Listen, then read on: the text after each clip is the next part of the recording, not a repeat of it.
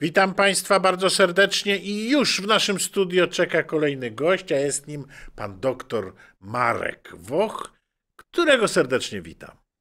Dzień dobry. Panie doktorze, ostatnimi czasy wydarzyło się coś, co wielu zdziwiło. Otóż nastąpiło, i proszę nam wyjaśnić, jak to wygląda de facto, połączenie Konfederacji Korony Polskiej z pana ugrupowaniem, czyli bezpartyjnymi samorządowcami. Dlaczego zawiązaliście ten alians? Na czym on polega i jakie on ma cele? To od początku. Pierwszym krokiem było zjednoczenie środowisk centrowo-prawicowych, jeżeli chodzi o bezpartyjnych samorządowców, Stronnictwo Pracy, Republikanów, Obozu Narodowego i Instytutu Myśli Kornela Morawieckiego i ten zjazd odbył się w Warszawie 20 września.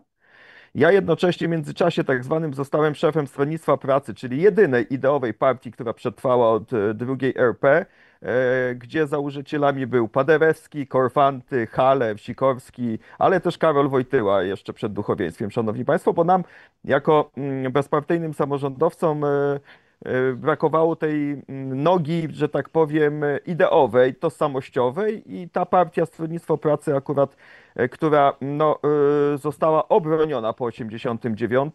Ja tylko przypomnę, ksiądz prałat Józef Maj od 46 lat jest kapelanem Stronnictwa Pracy, a godność kapelana Stronnictwa Pracy nadawał mu jeszcze świętej pamięci kardynał Wyszyński.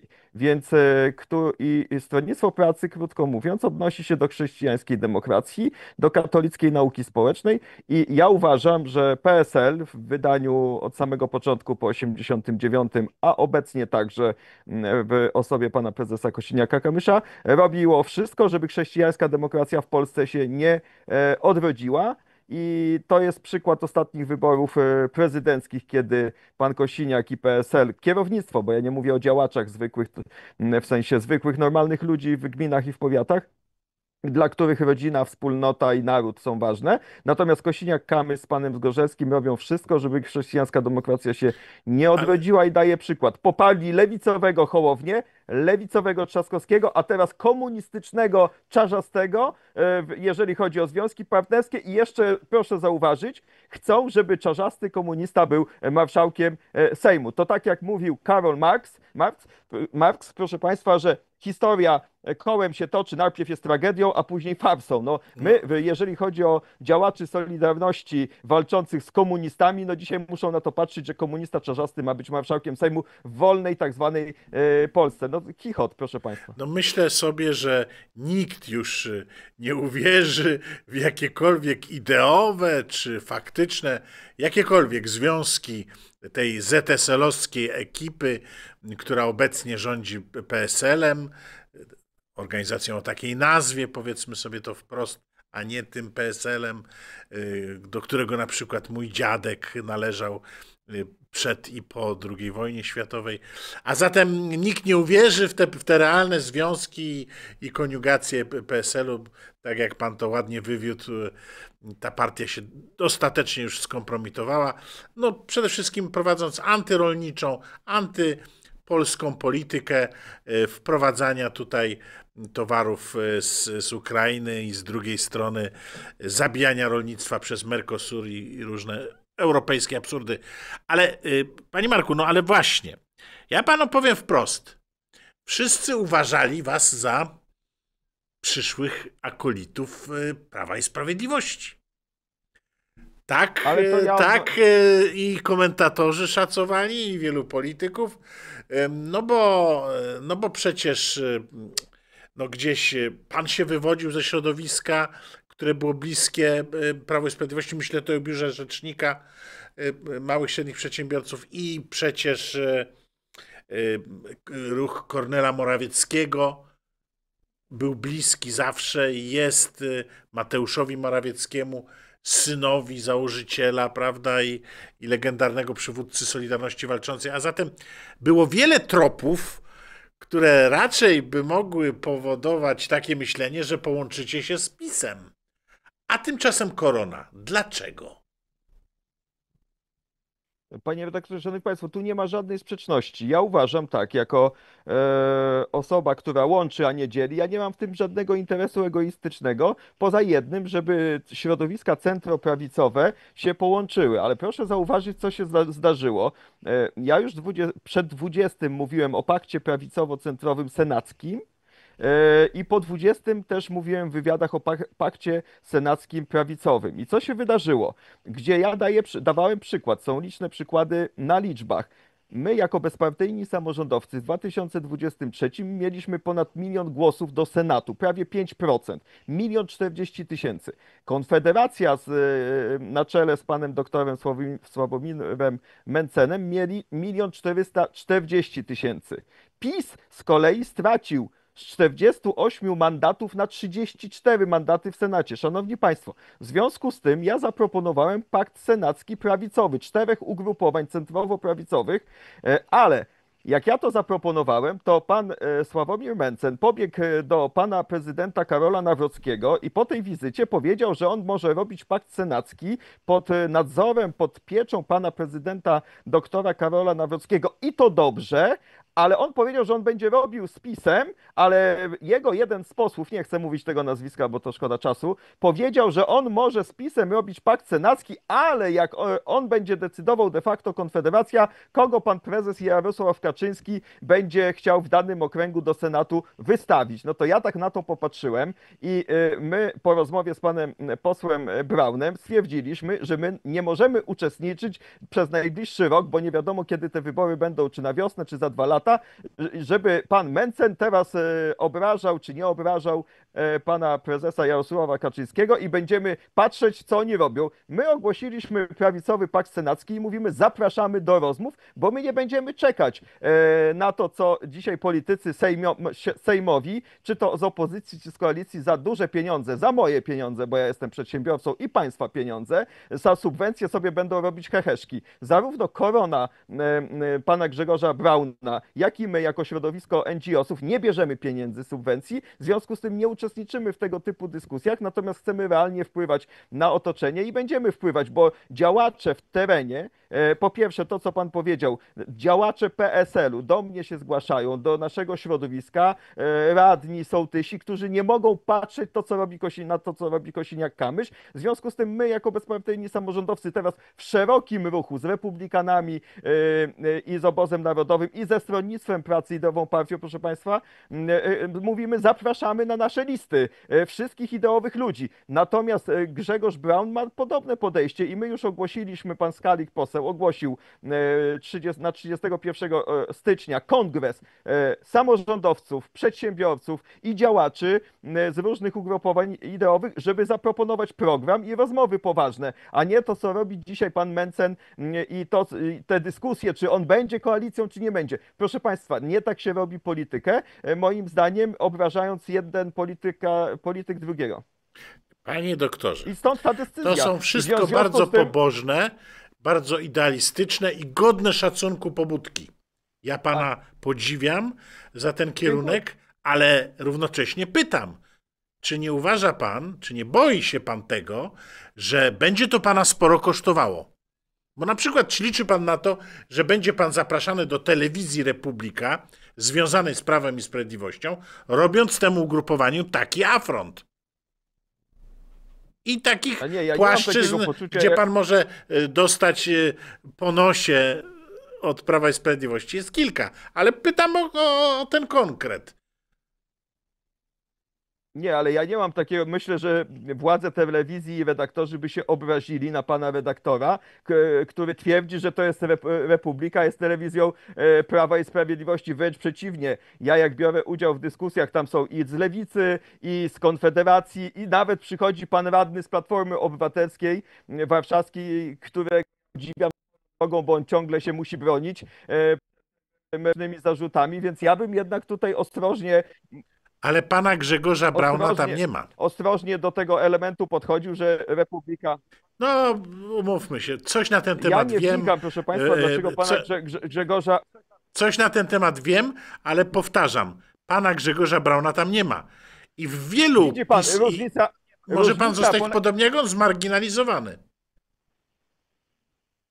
Różnica polega między mną a panem redaktorem jedna, że ja jestem ideowcą, idealistą, sam pan to powiedział. Ja nie wnikam, kto kogo lubi albo kto kogo nie lubi, bo to Polski w ostateczności do niczego nie doprowadzi. Jeżeli dzisiaj rano pan słuchał wywiadu albo nie słuchał pan wywiadu pana wiceprzewodniczącego Prawa i Sprawiedliwości w Radio Z, to on mówi, że Grzegorz Braun nie. Tak? Po czym pan Marcin Pallade na swoim X-ie wpisał, czy zadał takie pytanie, czy Prawo i Sprawiedliwość idzie na 25%. Proszę państwa, buduję struktury w Polsce od 13 lat.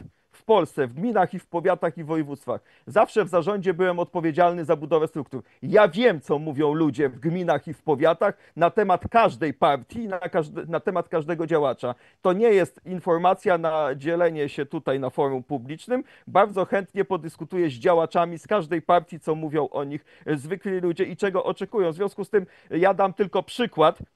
Ja bez mediów wszelakich jakoś sobie, jak pan zauważył, radzę całkiem nieźle, czy nasze środowisko pomimo wielu ataków. I teraz pytanie, gdzie ja mam przyjaciół, a gdzie mam wrogów. To ja daję przykład chociażby z ostatnich wyborów na wiosnę.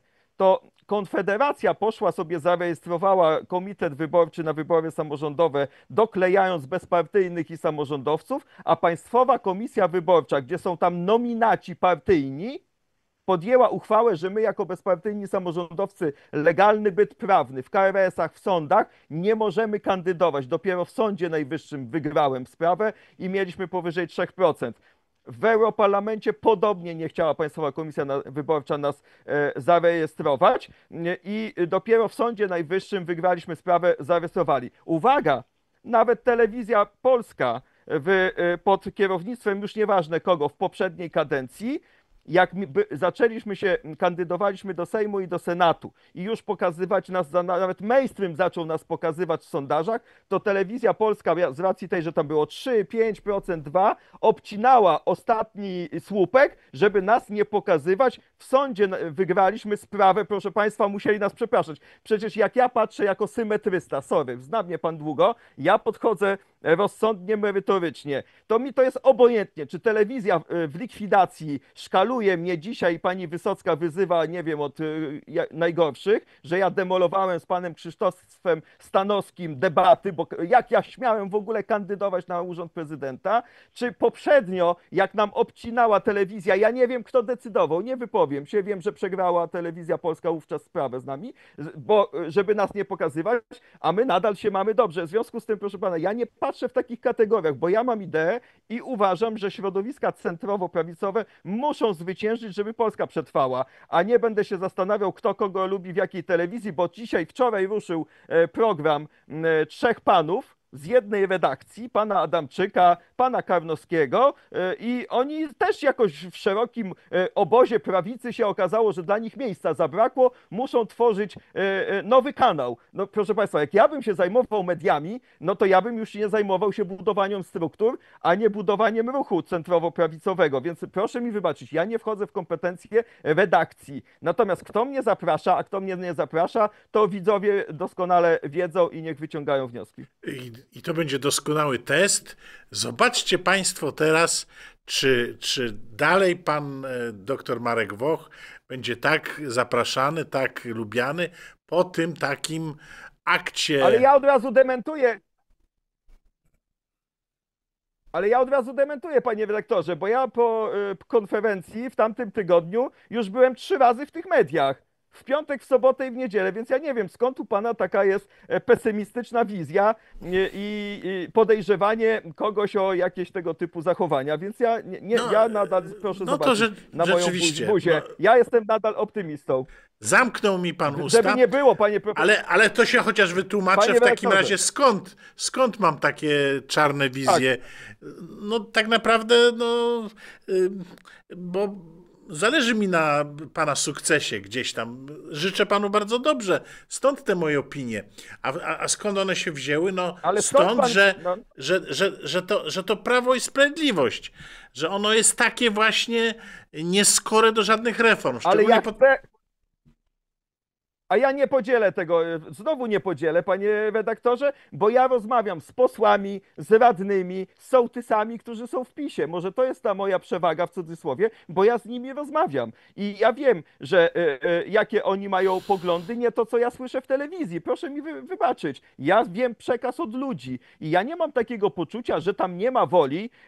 Ostatnio, wczoraj wpis pana posła Janusza Kowalskiego, gdzie on wpisał wprost o pakiecie senackim również mówi, prawicowym, i tam jest nawet, jak ja wrzuciłem moje nagranie z Marcinem Rolą z jednej z telewizji, to on napisał: tak, Marku, zgadza się, bo ja podałem właśnie, że pakiet senacki prawicowy ma się składać z 3 bytów: z PiSu, z Konfederacji Sławomira Mencena, z Konfederacji Grzegorza Brauna i z bezpartyjnych samorządowców, i oczywiście pod pieczą prezydenta, jeżeli wyrazi taką zgodę, bo tutaj należy zaznaczyć, że pan prezydent jest władzą wykonawczą. Tutaj mówimy o władzy ustawodawczej, w związku z tym trochę to jest mieszanie porządków, więc to też jest wpychanie pana prezydenta doktora Nawrockiego w to, żeby on był dzisiaj nadzorcą polityków, no to trochę to jest takie, moim zdaniem, też do dyskusji takiej bardzo szczegółowej z panem prezydentem jeszcze, ale nie może być tak, że każdy będzie swoje pakciki robił, bo na pewno nie wygramy, a wygra Tusk z komunistami. A póki co, może i pan ma rację. Bardzo chciałbym, żeby pan miał rację, ale póki co, to pan Kaczyński najprawdopodobniej spowodował usunięcie z Konfederacji pana Mikke, pana Korwina-Mikke i pana Brauna, a póki co to za zakazem hodowli zwierząt na futra, bez pamięci chyba o piątce dla zwierząt i o tej całej dyskusji, która potem rozgorzała, głosowała większość klubu Prawo i Sprawiedliwość, a póki co to za przywilejami dla Ukraińców, prawda, co wróciło od pana prezydenta w takiej nieco złagodzonej formie, to też głosowało większość Prawa i Sprawiedliwości. Jak to pogodzić z tą pana opinią, że Prawo i Sprawiedliwość, że można na nich liczyć, że się próbują zmienić, że jakieś wnioski wyciągnęli? No ja tego nie widzę. Ja tylko powiem krótko. Ja jestem osobą wierzącą i tej wiary od dziecka nikt mi nie wmówił, wierzącą w Boga. Każdy popełnia błędy, panie redaktorze. Pan, ja, politycy to już w ogóle popełniają 150 razy dziennie, zanim jeszcze nie otworzą ust, już kłamią co do zasady, więc dajmy szansę, proszę państwa. To nie jest tak. Ja nie będę się wypowiadał za PiS, nie będę wypowiadał się za pana doktora Jarosława Kaczyńskiego. Ja wypowiadam się za siebie i za swoje stronnictwa i za ludzi, z którymi współpracuję. I to ja jednoczę tych ludzi i rozmawiamy z kolejnymi środowiskami. I to jest pierwszy raz w mojej, jakby w cudzysłowie, przygodzie z polityką, z wyborami, kiedy ludzie 2 lata nominalnie przed wyborami chcą się jednoczyć i chcą rozmawiać. Ja przez ostatni tydzień byłem na Dolnym Śląsku, byłem w Świętokrzyskim, byłem na Podkarpaciu. 16 listopada zapraszam na Wojewódzki Kongres Lubelski, nasz, proszę państwa. My robimy struktury i ja nie patrzę, jak ja bym się oglądał na jedną partię, na drugą, co powie, to proszę pana, to ja bym w ogóle nie był tutaj, gdzie jestem z punktu widzenia mojej optyki, natomiast do wszystkiego trzeba czasu, ja uważam. I jak ktoś nie potrafi czekać 4 lata, 8 czy 12, no to nie nadaje się do polityki. Ja potrafię czekać, ludzie muszą do wszystkiego dojrzeć. Moja sytuacja przed wyborami prezydenckimi, a po wyborach prezydenckich i ugrupowania też jest inna. Przez rok kandydowałem na urząd prezydenta, przejąłem władzę w bezpartyjnych samorządowcach, przejąłem władzę w Stronnictwie Pracy i zawiązałem z 5 ugrupowaniami porozumienie zjednoczeniowe i jeszcze, uwaga, porozumiałem się z panem posłem Grzegorzem Braunem. No proszę państwa, no to czego trzeba więcej przez rok? I dajmy czas jeszcze rok, 2. Ja naprawdę zapraszam wszystkich i ja też daję się zapraszać, ale nie, to nie na zasadzie takiej, że jak ktoś nie przyjdzie do mnie, to ja nie będę rozmawiał. Ja chodzę na spotkania wszelakie, jutro jadę do Katowic, bo jest protest. Wszystkie centrale związkowe protestują przeciwko niszczeniu gospodarki, niszczeniu górnictwa, hutnictwa, rolnictwa. Proszę państwa, w Katowicach po południu jest protest, zapraszam. My się zajmujemy pracą oddolną, pozytywistyczną. Wielkopolaną to jest znane, panu to jest znane i w całej Polsce i ja nie będę patrzył to, co powiedziałem na konferencji z panem posłem Braunem. Ja nie będę czekał na przekazy dnia, co mainstream mi powie i co mi powie jakiś polityk, bo ja nie jestem w tych partiach. No, gdybym ja był w tych partiach, to bym czekał na przekazy dnia. Ja nie czekam na przekazy dnia. W związku z tym, a pan dał trzy przykłady Prawa i Sprawiedliwości. Ale ja uważam, że jednak pan prezes doktor Jarosław Kaczyński wyciąga wnioski i on sam potrafi się przyznać do błędów. Wielokrotnie słyszałem, że z Polskim Ładem było za mocno, za szeroko i z innymi kwestiami też było za mocno, więc proszę państwa, poczekajmy, co będzie się działo dalej i ja nie mam takiego poczucia, że nie będzie, nawet jeżeli chodzi o pakt senacki, to też się pojawiła taka wypowiedź, że jeżeli w tym by uczestniczył pan prezydent Nawrocki i ja przypominam,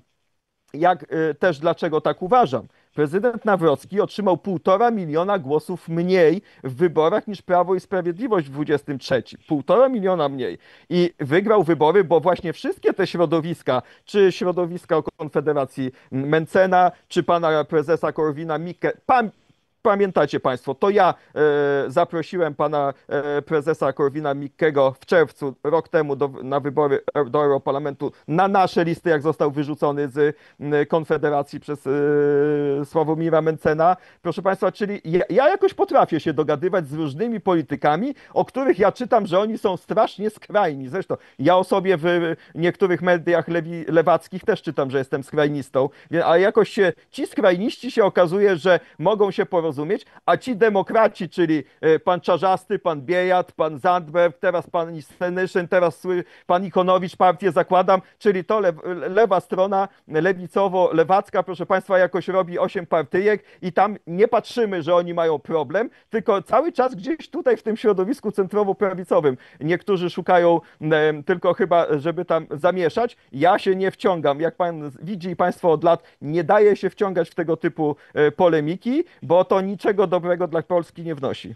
Ja podsumowując naszą rozmowę, muszę też powiedzieć, że widać pana sukces. Ja widzę go po udziałach w rynku, w mediach społecznościowych, jak pan pięknie tutaj rośnie i pana popularność. Widać też po tym, w jaki sposób Polacy pana odbierają, jakie są reakcje na pana polityczne tezy, które upublicznia pan w mediach, nawet głównego nurtu.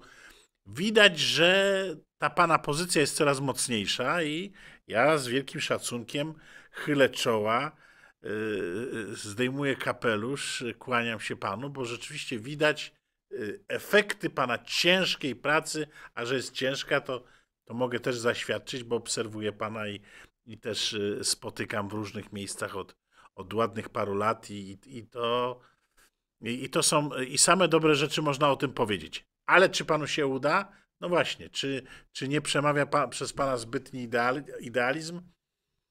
To jest wielka zagadka, której nie rozstrzygniemy tu i teraz, ale na pewno w jakiejś perspektywie roku czy dwóch. Drodzy Państwo, bardzo serdecznie dziękuję. Naszym gościem był pan doktor Marek Woch, którego możecie śledzić także w telewizji Republika, bo na razie go stamtąd nie usuwają mimo porozumienia z panem Braunem. A Państwu, którzy widzicie nas w mediach społecznościowych, polecam link pod tym wywiadem. Tam jest link do Buy Coffee, możecie nas wesprzeć, a ci, którzy oglądają nas w telewizjach kablowych, bardzo proszę, zapiszcie ten kanał do ulubionych.